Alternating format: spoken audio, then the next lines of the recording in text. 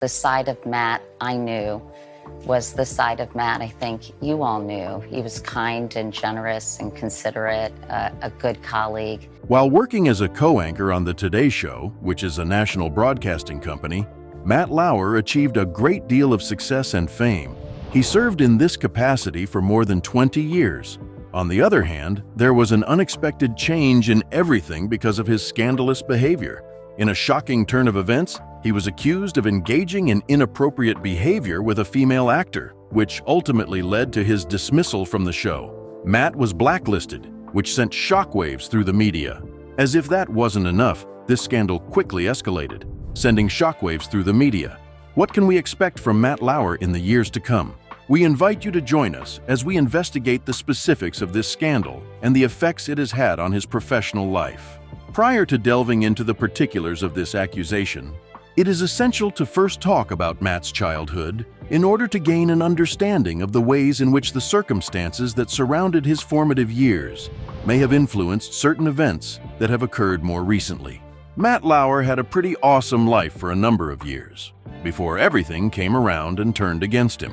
Matt's talents in the field of newscasting were truly remarkable, beginning with his time spent as an on-air reporter and continuing through his transition into the role of anchor for the national broadcasting company. It was because of this that fans began to refer to him as America's boyfriend, which further cemented his position as an icon. Over the course of time, he achieved excellence and emerged as a prominent figure in the field of broadcasting. So how did he get started on his journey? This is a humble beginning. New York City is the place where Matthew Todd Lauer was born on December 30th, 1957. Matt Lauer is his full name. John Lauer was his father, and his mother, Marilyn Lauer, was the proprietor of a boutique. In his previous life, Robert Lauer was an executive at a bicycle company. His parents instilled in him a combination of business acumen and entrepreneurial spirit when he was growing up, which played a significant role in shaping his own job choice in the media industry. The fact that Matt's father was of Romanian Jewish descent was something that he disclosed in the Finding Roots segment of The Today Show. This is in contrast to his mother, who was not of Jewish descent. Matt had mentioned that he was not brought up in any particular religious tradition, and he had expressed a desire to investigate spirituality as he grew older, particularly as he contemplated getting married and beginning a family. Up until that point, young Matt's life was fairly typical and consistent. However, things began to change.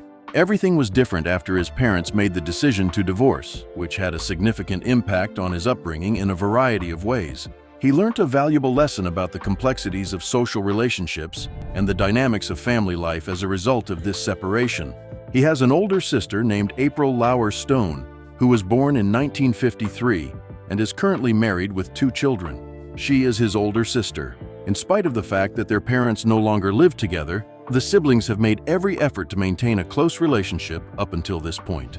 As a result of the divorce that occurred between their parents, Matt spent his childhood in Westchester County, New York, moving around from town to town. His childhood was often described as a patchwork experience because he had a little bit of everything. He experienced a lot of different things, due to the fact that he lived in a variety of settings, ranging from the more suburban Chappaqua to the more urban Hartsdale. He was exposed to a variety of experiences that influenced his perspective on the world. Matt's childhood memories include the time when he lived next door to Tom Carvel, the late ice cream mogul in Ardsley.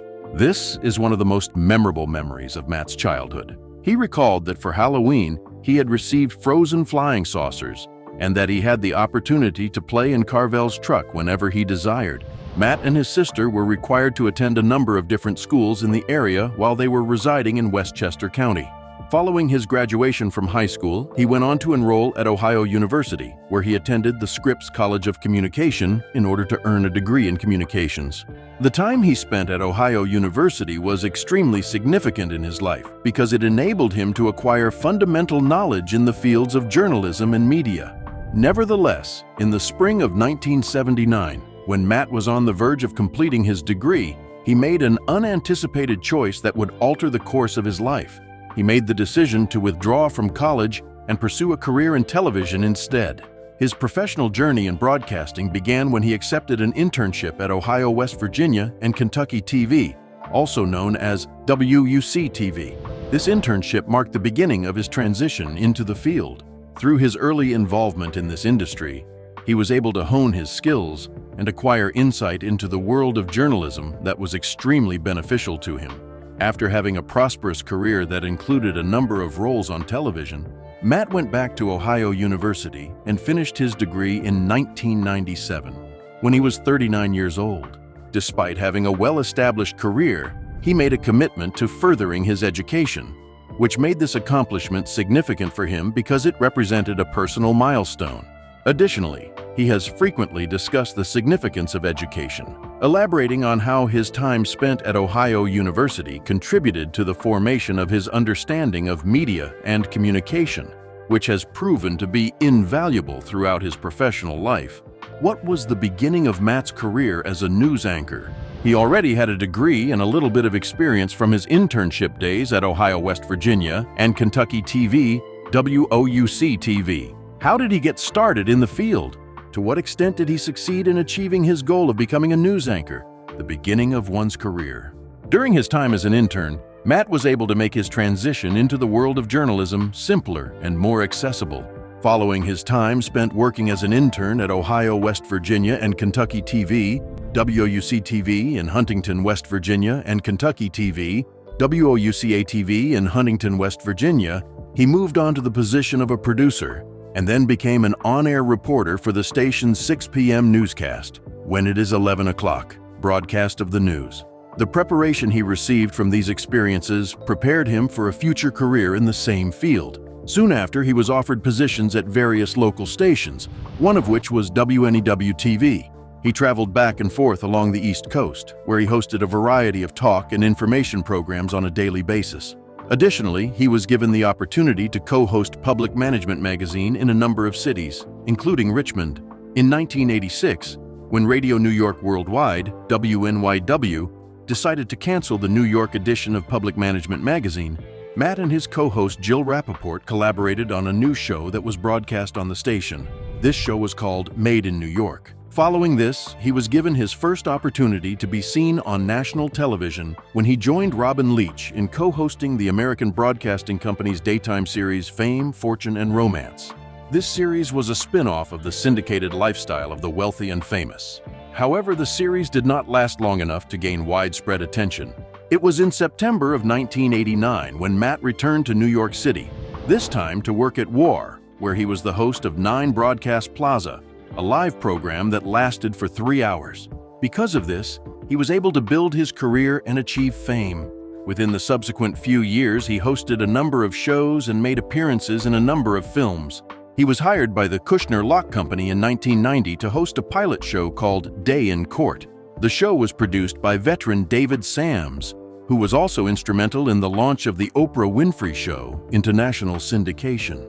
Matt Lauer's career reached a significant milestone that catapulted him to stardom almost immediately, and that was his career with the National Broadcasting Company. This occurred just under 2 years later.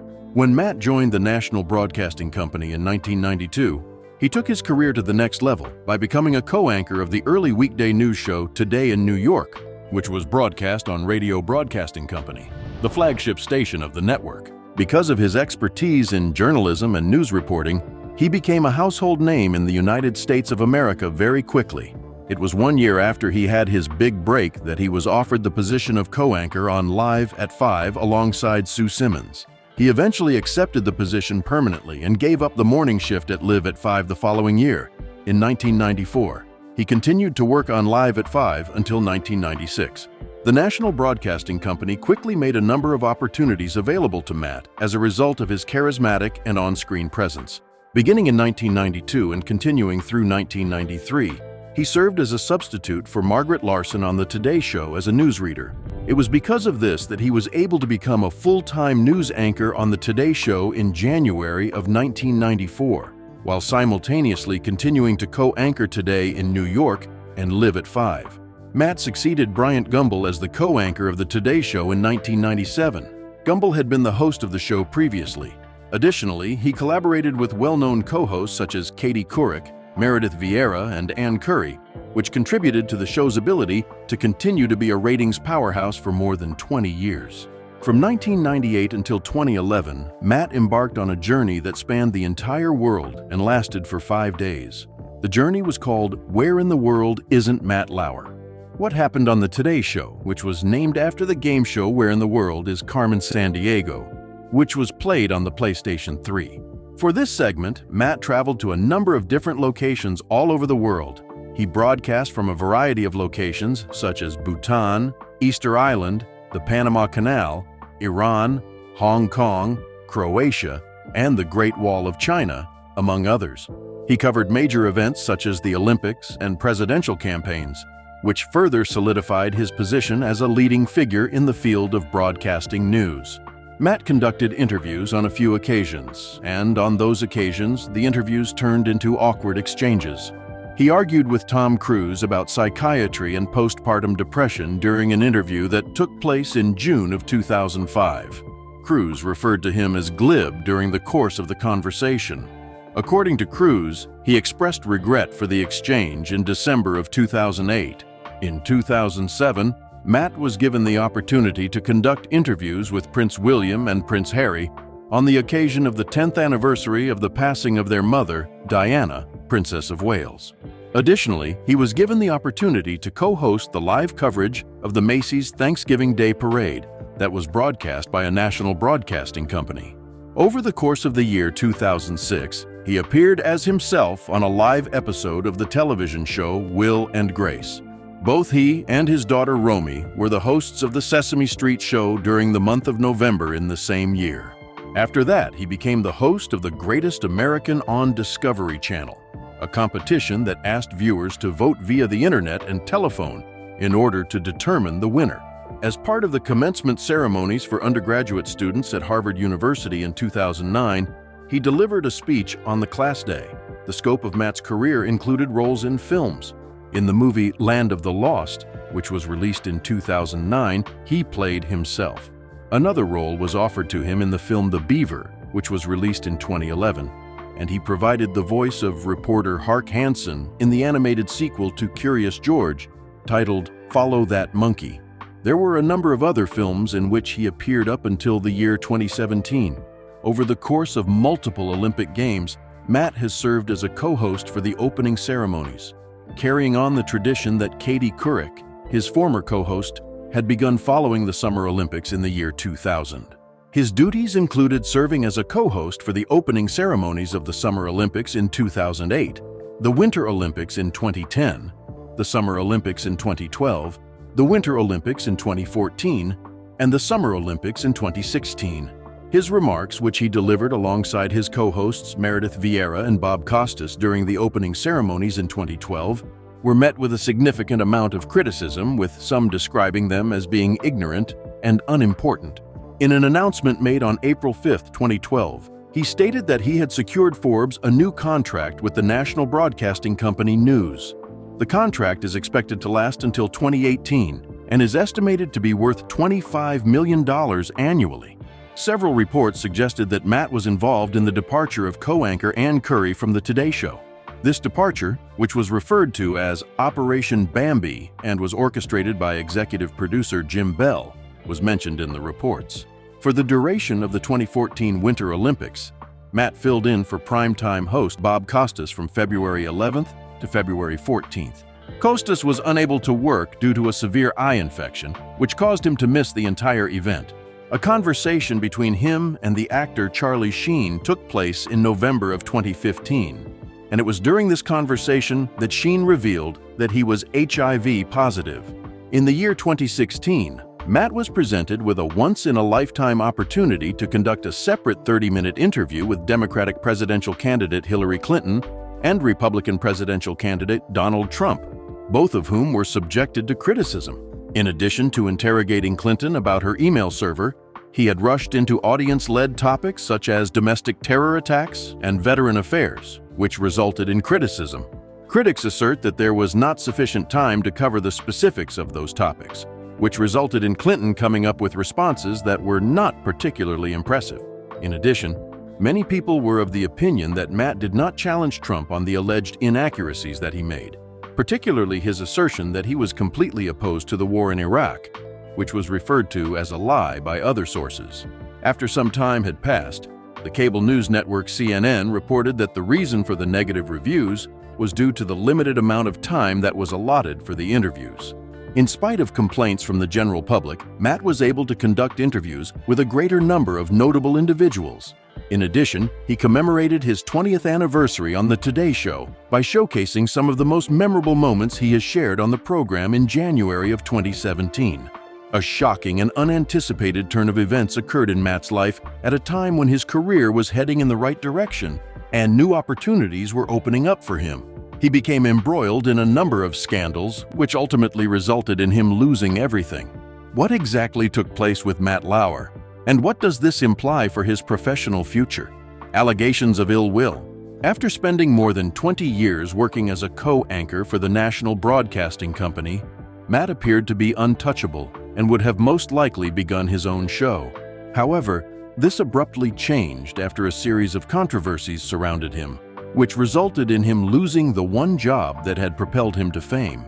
As a result of allegations of sexual misconduct committed by a colleague while working at the 2014 Sochi Olympics in Russia, the National Broadcasting Company abruptly announced on November 29, 2017, that Matt's employment would be terminated from his position as co-anchor of The Today Show. This news came as a surprise to a great number of people. Additionally, the colleague asserted that the harassment persisted even after they had returned to New York. In the complaint, Matt's actions were described as a blatant violation of the rules that are in place at the National Broadcasting Company, which prompted the network to conduct an immediate investigation. Upon receiving the news, the chairman of the National Broadcasting Company, Andrew Lack, sent a memorandum to his staff in which he stated that it was the first time there had been a complaint about Matt in the 20 years that he had worked with them, and that there was no reason to believe that it may have been an isolated incident. As a result of this complaint, an investigation into his behavior was promptly initiated, and while the investigation was being conducted, his employment was terminated. After Matt was terminated from his position, the situation became even more tense as a number of women started making allegations against him. There were at least 2 women who came forward with their allegations on the same day that he was fired, according to the different reports. In the year 2001, one of them made the terrifying accusation that Matt had been having an intimate relationship with her in his office. They further described the terrifying event. She was his former coworker, and she had claimed that he had locked the door to his office and intimately mistreated her, leaving her feeling helpless and ashamed after the event. It was reported in the Times that this allegation was made. Despite the fact that she disclosed the specifics of this accusation, she chose not to have her name mentioned. After she started working as a producer for Today in the late 1990s, the woman claimed to the Times that Matt had been making inappropriate comments to her ever since she started working there. In 2001, she claimed that Matt had called her into the office to discuss a story during the course of a workday so that they could discuss it. The door was quickly locked as she sat down, and he asked her to unbutton her shirt, which she did. He then promptly locked the door. Specifically, she asserted that he moved closer to her, pulled down her pants, and engaged in sexual activity with her. According to the allegations, she fell asleep while he was still doing it, and when she awoke, she was lying on the floor of Matt's office with her pants down halfway. According to her, Matt had his assistant take her to the nurse, and he never brought up the matter again after that. He was accused of exposing himself and giving inappropriate gifts to his female colleague, such as intimate toys, along with a note that made it clear that he intended to use it on her. This accusation was made by another anonymous source. In spite of the fact that the National Broadcasting Company denied being aware of all of the previous allegations that were made against Matt, Linda Vester, a former news correspondent, declared that the management had always been aware of it and that everyone was aware that Matt was a dangerous individual.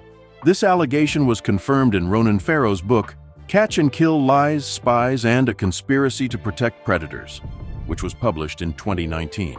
In the book, Farrow cited multiple sources that claimed the National Broadcasting Company was aware of Matt's misconduct and that Harvey Weinstein, an intimate offender, had used this knowledge to pressure the program into covering up the story that would have exposed his abusive behavior towards Matt.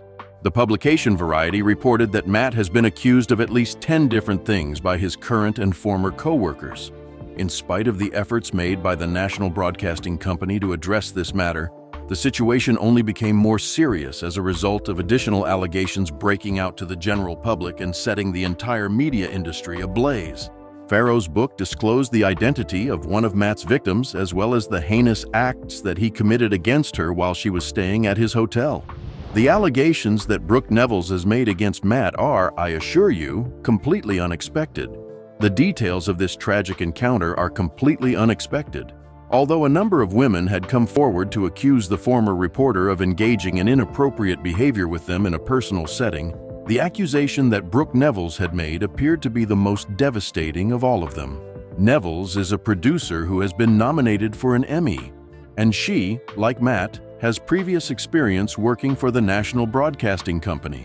Her high-profile projects, which included the coverage of the Olympics, established her as a prominent figure in the industry. She earned a degree in political science and writing seminars from Johns Hopkins University in 2007, where she also completed her undergraduate studies. After she graduated from college, she secured a position as a page at the National Broadcasting Company. Subsequently, she worked as a personal assistant to Meredith Vieira, and eventually, she became a producer for the National Broadcasting Company. This was the beginning of her successful career in the entertainment industry. Catch and Kill: Lies, Spies, and a Conspiracy to Protect Predator is a book written by Ronan Farrow that was published in 2019. In the book, Nevels makes a public accusation that Matt Lauer forced her to have sexual relations with him in his hotel room during the 2014 Sochi Olympics in Russia. Her description of the encounter was that it was a terrible situation for her because she was too drunk to give her consent to the act that was being performed. In addition, she asserted that Matt had requested intimate rectal activity and then proceeded to force himself on her, despite the fact that she had repeatedly declined his advances during their relationship. The consequences of this situation would have a devastating impact. As a result of his assault, Nevels stated that she had been bleeding for several days and was experiencing an unfathomable amount of pain. Following this allegation, she also asserted that she had an additional intimate encounter with Matt, which she characterized as being entirely transactional and devoid of any genuine relationship between the two of them. In her statement, she expressed her concern regarding the power dynamics that were taking place, as she believed that Matt's control over her career had an impact on her decision. Nevels, with Vera's support, reported her experience to executives at the National Broadcasting Company in the autumn of 2017, which was not long after the Harvey Weinstein scandal became widely known to the general public. She was the one who made the accusation that ultimately resulted in Matt Lauer being fired from the program. During the second time that she was sexually assaulted by Matt, Nevels detailed the incident in Catch and Kill. While she was looking for something in his office, he had treated her in a manner that was both intimate and inappropriate. She also mentioned in the book the time that Matt had asked her for intimacy in exchange for a recorded farewell message to her boyfriend at the time, who had recently started a new job and was leaving the National Broadcasting Company. It made me feel very angry. My pain was unbearable. I was attempting to do something nice, and I had to get down on Matt in order to convince him to make a video of his farewell. As Nevels stated in the book, "I am feeling sick." Later on, she disclosed that the act of publicly discussing the fact that she had been intimately mistreated by Matt had caused her to experience both emotional and physical distress. Since the day she filed the report against Matt, she has been suffering from post-traumatic stress disorder throughout her life. There have been multiple occasions over the course of the past 2 years when she has made an attempt to end her life. Tragically, that was not the end of it. There was no improvement in her circumstances. In addition to this, she mentioned that her circumstances were so dire that she had been admitted to the hospital 21 times due to her mental health issues and her addiction to alcohol. The book written by Farrow states that Nevels had decreased her weight by 14 pounds and had lost everything that was important to her, including her job and her goals. After Matt was terminated from his position, he issued a statement in which he expressed his regret for his actions and said, "Some of what is being said about me is untrue or mischaracterized, but there is enough truth in these stories to make me feel embarrassed and ashamed." Matt issued an open letter in response to Nevels' allegations of intimate mistreatment, which were published in Farrow's book. In the letter, Matt stated that he had a consensual, intimate relationship with Nevels and that the relationship began in 2014 in Sochi. However, he denied that the initial encounter was not consented to by either party. No time during or after her numerous visits to my flat did she express in words or actions any discomfort with being there or with our affair, he wrote in his letter of denial. He also stated that she did not express any discomfort with our affair. There were multiple allegations of sexual misconduct leveled against Matt Lauer, which sparked a wave of allegations that ultimately resulted in his termination from his position at NBC. Others were motivated to come forward as a result of the public disclosure of the story of one accuser, who was reportedly awarded a settlement from NBC in the seven-figure range. In addition, Addie Zanone, who had previously worked as a production assistant for Today, disclosed that she had a consensual relationship with Lauer, which she later regarded as an abuse of power. It was the beginning of a downward spiral for him, which included social isolation and strained friendships, including one with former co-host Katie Couric, whose memoir troubled him because it revealed private details about their relationship. His dismissal marked the beginning of this downward spiral. Lauer's reputation, which had previously been that of a reliable news anchor, was completely destroyed. He became a symbol of misconduct in the workplace, and his story became aligned with the #MeToo movement, which in turn sparked awareness about misconduct in intimate relationships. Despite the fact that he has not been charged with any criminal offenses, the scandal has made his career prospects less favorable and has exposed him to a great deal of public scrutiny. Lauer's personal life was also negatively impacted. As a result of the numerous rumors that circulated about his infidelity, his marriage to Annette Roque collapsed. The divorce was finalized in 2019, with Roque citing a toxic and controlling dynamic as the reason for the separation. Roque had previously filed for divorce the previous year. Lauer consented to a settlement of $20 million and decided to share custody of their 3 children, who were also confronted with difficulties as a result of their father's public scandal. Since the collapse of his career, Lauer has continued to maintain a low profile.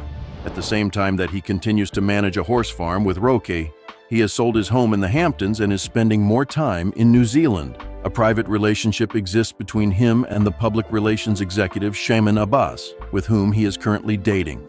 There have been reports from close friends that Lauer has changed his social circle and is currently working on projects that have not been disclosed, with Bryant Gumbel providing encouragement. It would appear that he is working towards reestablishing a more private and quiet life, despite the scandal. Provide your feedback in the comment section below. Please make sure to click on the next video that appears on your screen, just like this one, and subscribe to our channel so that you can receive additional updates.